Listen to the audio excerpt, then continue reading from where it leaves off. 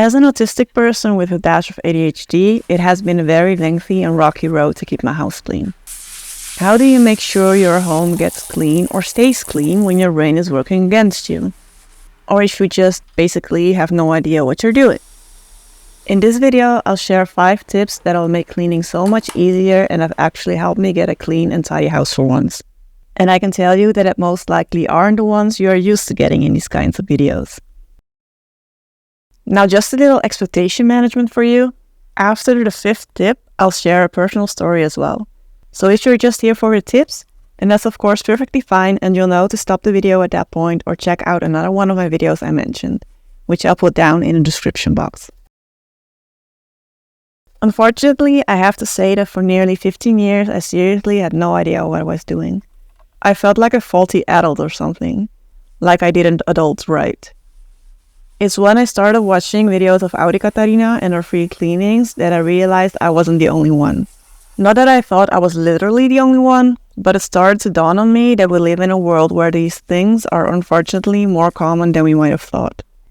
Luckily, she shared how she cleaned things, and so there my cleaning, tidying, decluttering journey began. I was amazed when I learned about how something that is so dirty can become so clean again. I bought the Scrub Daddy Power Paste she was using for the sink and still remember when I received it. I had to clear out a bunch of dishes first, but I worked towards those as I waited, full of hope, for my package to arrive.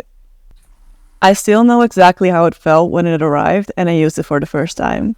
Even writing this, I notice I have a huge smile on my face and I'm feeling all fuzzy and warm inside, which is actually quite a funny realization, I must say. I was so excited with my clean sink that I even took this picture of it. At that point, I realized it wasn't that my sink was beyond help. I just didn't know how to clean it properly, what products to use, how to tackle it. So basically, actually knowing what to do makes cleaning already so much easier. I got super overwhelmed at some point while cleaning my bathroom because again, it took way longer than I expected it to. So I used my own advice from the How to Tidy When You're Overwhelmed video, as that goes for cleaning as well. It's okay that I misjudged the time it would take. I gave myself grace. I didn't beat myself up for what I didn't manage to do, because as I reassessed my list, I decided to leave cleaning the cabinet and drawers for now. I mean, I have no idea when I cleaned them last to begin with, so what's some more delay gonna do? And look at all the stuff I did accomplish. So the reason I'm sharing my feeling of overwhelm is so you'll know it's okay not to be perfect once you've seen my video and feel like, I've seen the video, I know the tips, why do I still feel overwhelmed? I've learned that it's about what you do once that overwhelm starts to settle in. Reassess, divide your list into smaller, more specific steps if you have to. And check whether certain items may be skipped for now if you realize you put too many items on your list, either because it's taking longer than expected or taking more energy than expected. Pick your battles. Aim for progress instead of perfection. So I talked about this at length in my earlier videos on how mixing cleaners make things harder and the one on whether cleaning is exhausting you. But knowing how cleaners work, like chemically speaking, has made a huge difference to me.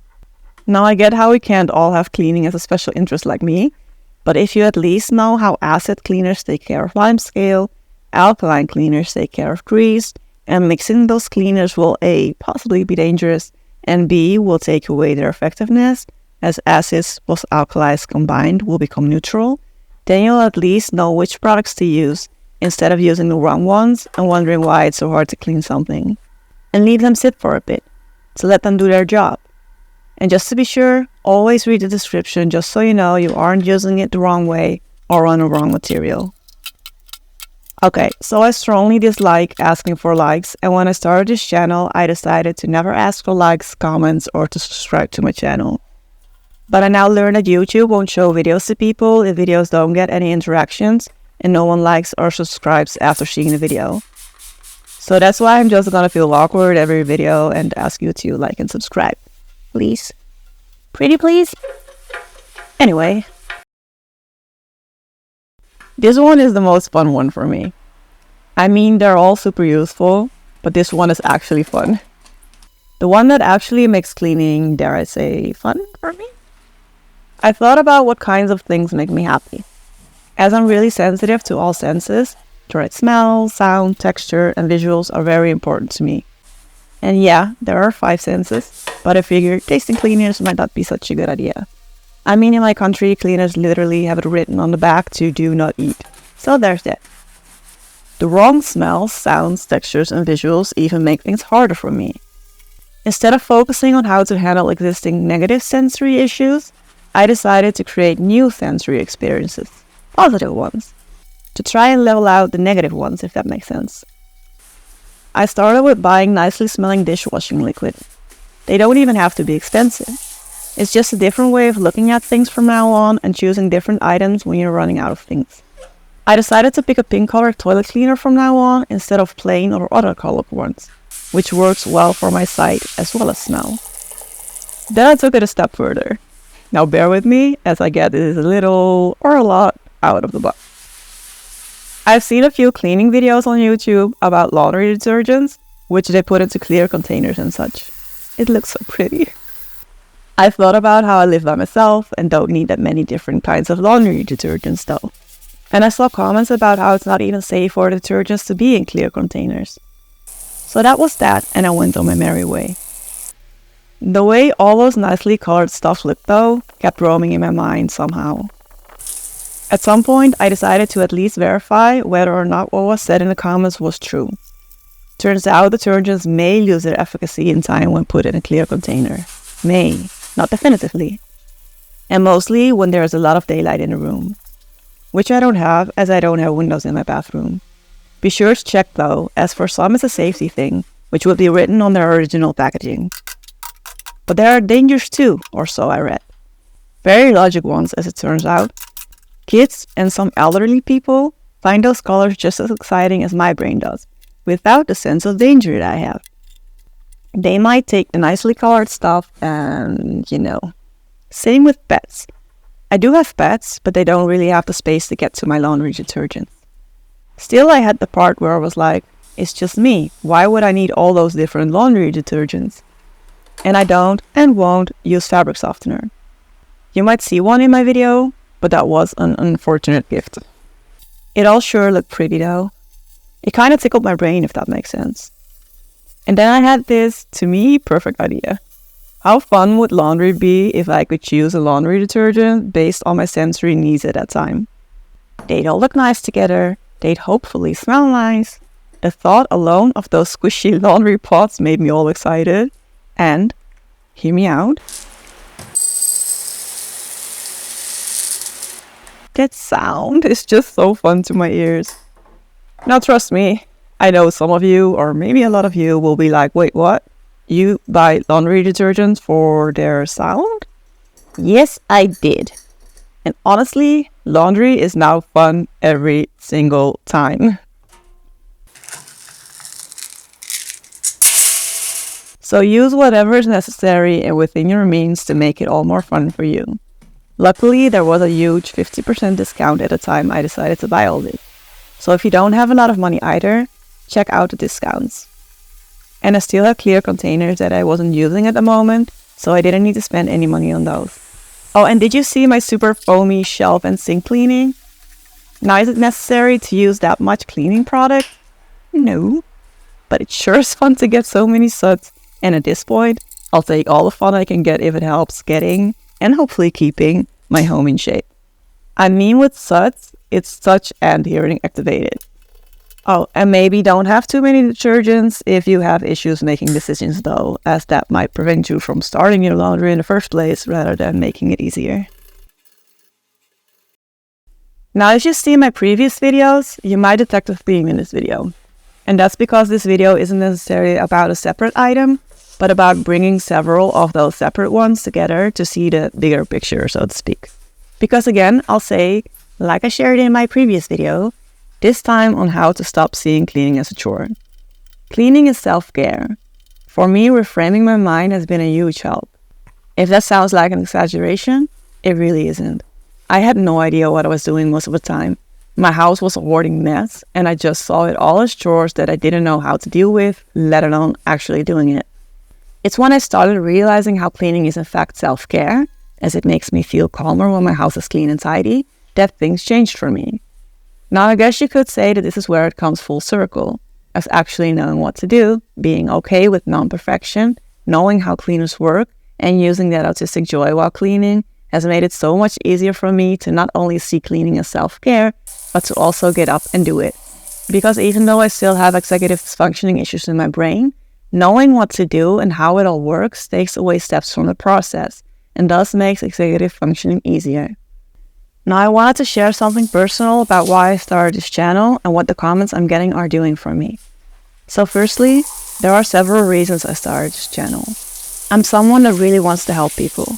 It just makes me happy to know that someone's just a bit better off after meeting me. But at the same time, I'm not really good with people. As an autistic person, I might miss social cues. But I do feel things. So for example, I feel when something's wrong. I just don't always know where that feeling comes from and what to do about it. It's exhausting, and it's the reason I don't like being around people, even though I deeply care for people. At the same time, I have this huge urge to help people. For the last couple of months, I've been in a weird place. I'm tired 24/7, always have been, but now most of the time, I'm exhausted even. So being around people to help them is just impossible for me right now, as I can't seem to function properly. I also have huge issues taking care of myself, doing the things that one's supposed to do each and every day, like literally every single thing. Despite that, I've seen these free home cleanings, and all I wanted to do was do the same and go to people's homes and clean up what they can't. But there came the people thing again. Never mind the energy thing. I wanted to so badly, but at the same time, I got major anxiety even thinking about the people aspect, or how my body isn't really capable of doing these things anyway. All of a sudden, I combine these things in my head.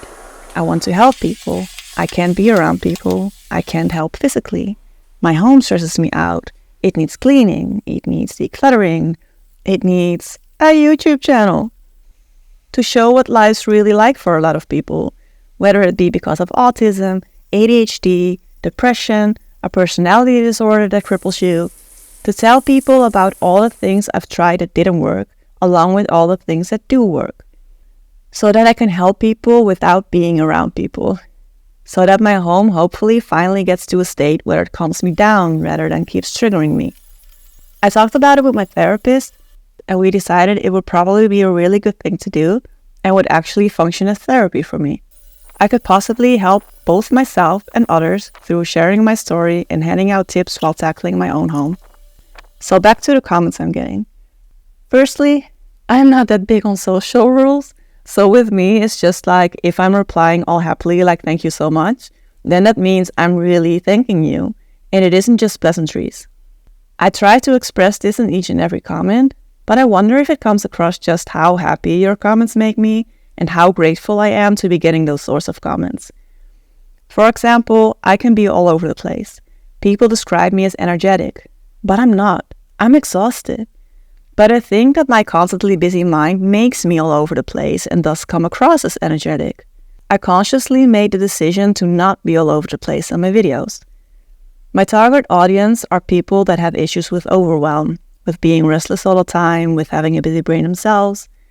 I figured you don't need me bouncing through your mind as well. Because personally, I steer clear from channels that have more energy than I can take right now. Now, just so you know, I'm not being a fake person. The person you're hearing is the person I am when I want to help people, when we talk about serious things or when I'm explaining things to someone. The bouncy ball always converts into the one you're hearing right now, because the bouncy ball knows my point quite probably won't get across if the point is being made while bouncing all over the place. And the funny thing is, talking like this calms me down as well. I don't like being the bouncy one all the time. It's fun during happy times, and it makes the fun times even more fun, but it's exhausting when it isn't necessarily a choice, but a part of my mind never shutting up. So the comments on how my voice is calming or soothing even for some of you is just amazing, as that's what I was hoping for so badly, to help people and give them some sort of peace rather than adding to it. Or the comments on how my tips are so different from other decluttering videos and just really hit home, how you feel understood. I can't express how grateful it makes me to be able to do this and how truly happy it makes me for each and every one of you when I read your comments. So kind of turn this into a diary But from the bottom of my heart, thank you. And I truly hope I can help you in any way, shape, or form. And just know that my excitement is always real. My gratefulness is always real. Or like when I ask you to share something in the comments, it's because I'm actually interested and not just trying to have people comment on my videos because comments look nice or something. Anyway, back to the story, the actual one. All of these things seem to have helped me tremendously with executive dysfunctioning. Knowing better which steps I have to take makes what I have to do more clear and thus easier to do. And thus my brain doesn't act up as often as it did before, especially because it's now even fun to do. Do you recognize any of this yourself? Please share your trials and triumphs in the comments if you like. And if you can use some more motivation, then feel free to watch one of the videos I'll put on the screen after this video and in the description box. I hope you liked the tips and appreciated my sharing something personal. And as always, I hope you'll have a lovely rest of your day, which again, I truly mean from the bottom of my heart. Bye.